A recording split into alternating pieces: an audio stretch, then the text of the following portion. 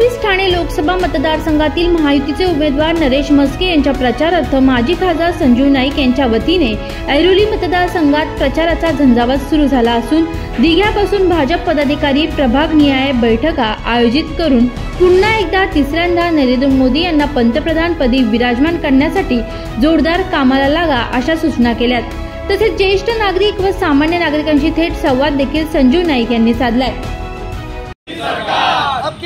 मोदी सरकार फिर एक बार भारतीय जनता पार्टी का देवेंद्र फडणवीस साहब आगे बढ़ो, हम तुम्हारे साथ हैं।